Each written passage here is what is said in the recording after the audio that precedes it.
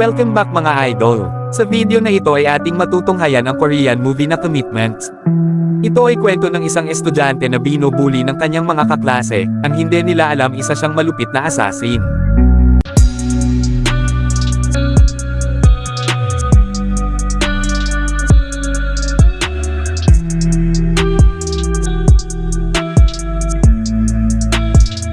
Hindi alam ng teacher na ito na sinubukan niyang paglaruan ang maling estudyante, wala siyang ideya na ang binatang ito ay isang highly trained na operatiba mula sa North Korea na nagpunta sa Timog upang isagawa ang kanyang misyon.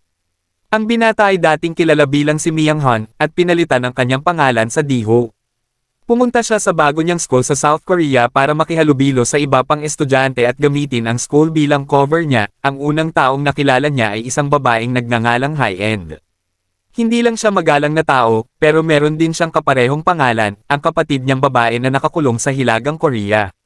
Habang nakaupo sila, isang grupo ng mga bully ang nagsimulang asarin ang bagong lalaki. Itinulak ni Diho ang kamay ng bully ngunit pagkatapos ay dinala nila ito sa taas.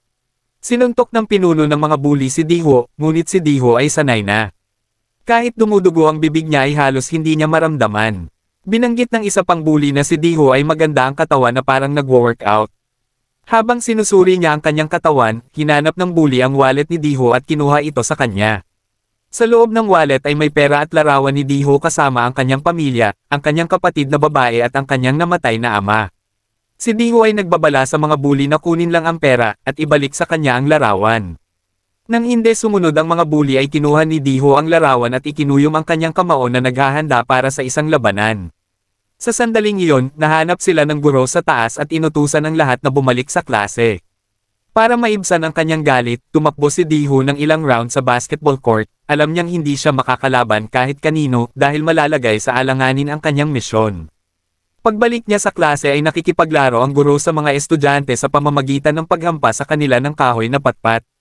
Bago niya iwan ang kanyang mga estudyante para magpahinga ay pinaalalahanan niya sila na may cleaning duty sila ngayon. Nang wala na ang guro ay malaya na naman ang mga bully. Inutusan nila si Diho at High-end na maglinis ng room kasama na ang mga bintana. Kinabukasan, binubuli na naman si High-end. Hindi gusto ni Diho ang imaheng iyon ngunit wala pa rin siyang magagawa. Napagtanto na kailangan niyang manatiling kalmado at itago ang sarili. Tinutulungan na lang niya si High-end na kolektahin ang mga basurang ibinabato sa kanya ng mga kapwa estudyante. Ayon sa mga bully, sila daw ay mukhang mabait na mag-asawa. Gayunpaman, ang mga bully ay hindi patapos kay High-end. Sa araw din na iyon, dinala nila si High-end sa isang pribadong opisina at kinuha ang isang sobre na puno ng pera na daladala niya. Ang pera na iyon ay gagamitin upang bayaran ang kanyang mga aralin sa ballet dahil mahilig siyang sumayaw. Habang sinusubukan niyang bawiin ang pera, pinunit ng mga bully ang damit niya. Kasabay nun nakita ni Diho sa labas ng opisina ang nangyayari. Sa pagkakataong ito ay naniniwala siyang lumagpas na sa limitasyon ang mga nambubuli, dapat silang turuan ng leksyon.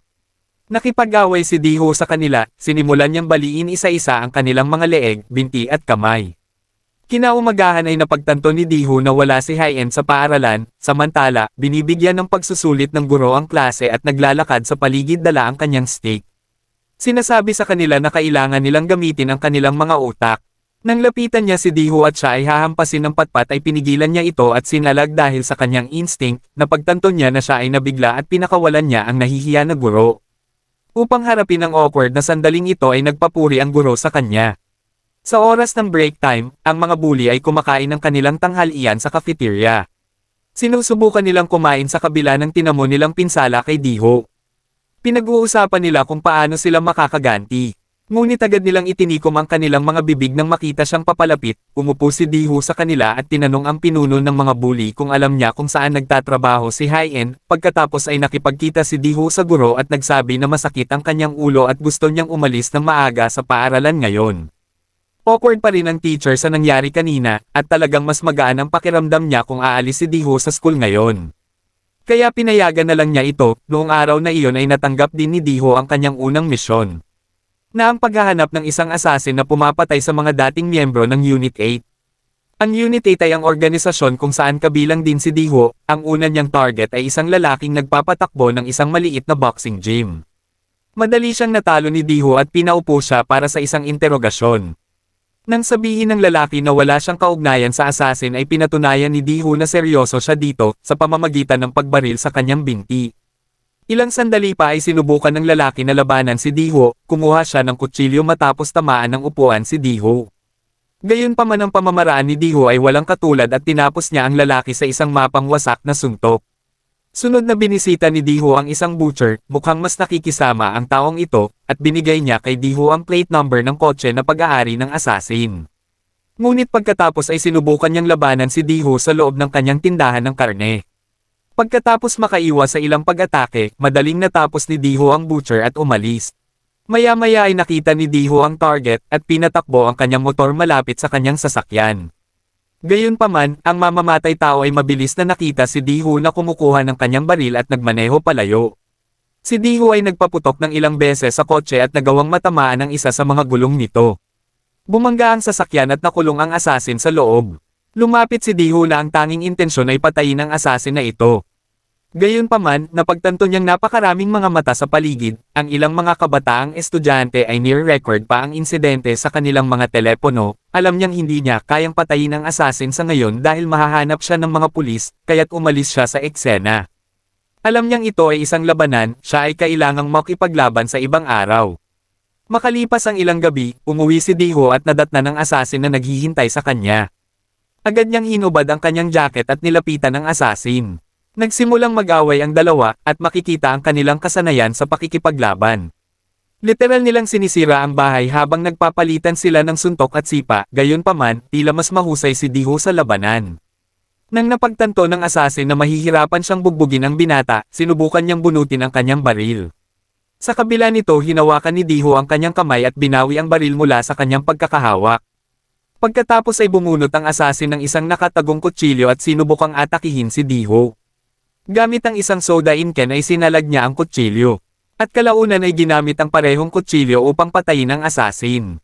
Alam niya na ang insidenteng ito ay maraming makakapansin, kaya nagpasya siyang gawing isang aksidente ang buong eksena. Pinutol niya ang mga tubo ng gas at pagkatapos ay inilagay niya ang kutsilyo sa microwave oven. Ang kutsilyo sa microwave ay lumilikha ng sparks at ang bahay ay sumabog. Kaagad na sumakay si Diho sa kanyang motorsiklo at humarurot ng mabilis hanggat kaya niya. Pagkatapos makarating sa isang bagong bahay, nakatanggap siya ng tawag sa telepono mula sa koronel ng army na gumawa sa kanya para maging spy.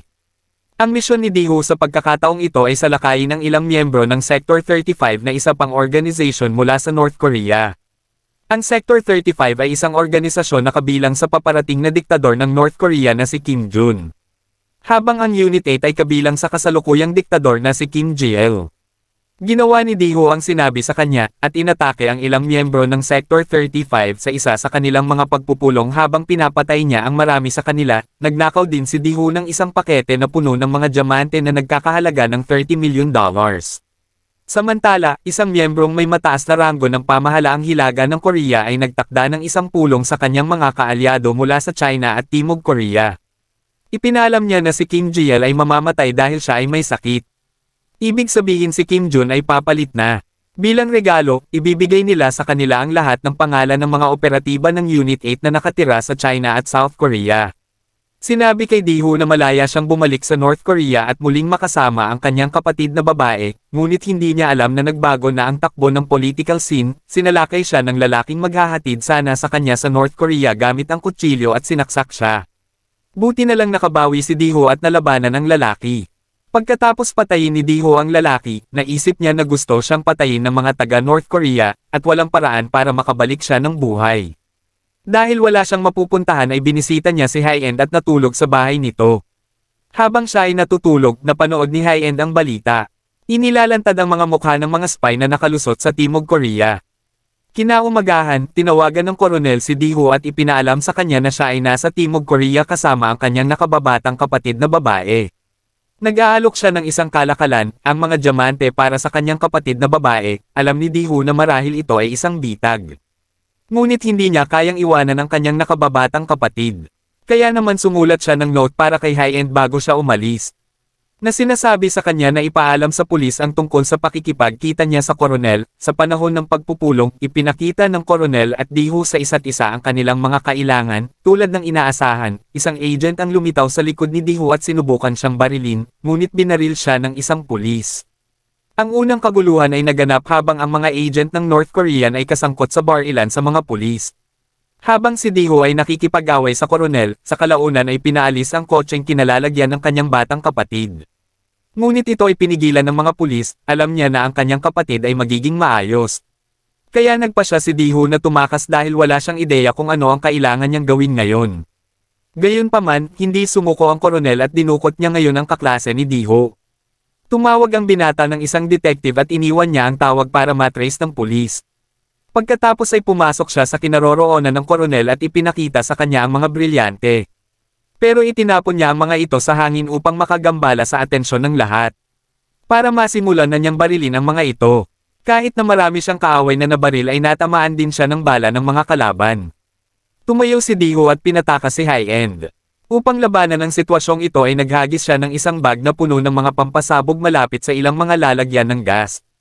Nagdulot iyon ng napakalaking pagsabog.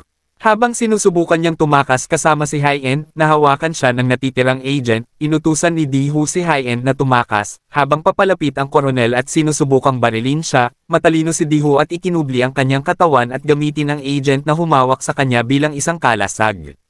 Pagkatapos ay siya mismo ang kumuha ng baril habang ang police detective ay sumama din sa eksena. Ang tatlong lalaki ay nasa isang mahigpit na sitwasyon. Ang pinakamasamang bahagi ay alam ni Diho na siya ay mamamatay o makukulong, sinabi niya sa detective na kailangan niyang tapusin ito at binaril ang koronel na bumaril din sa kanya. Si Diho ay nakakuha ng maraming tama at hindi maganda ang lagay niya. Isinakay siya ni detective at High-End sa isang kotse para mailipat siya sa ospital, ngunit wala ng sapat na oras. Namatay si Diho sa sasakyan. Nang malaman ni High-End ang kwento kung bakit nagawa ni Diho ang kanyang ginawa ay nagpasya siyang maging isang kinakapatid sa nakababatang kapatid na babae ni Diho.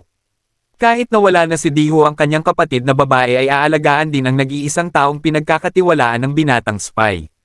At dyan na nagtatapos ang video mga idol. Maraming salamat sa panunood. Goodbye.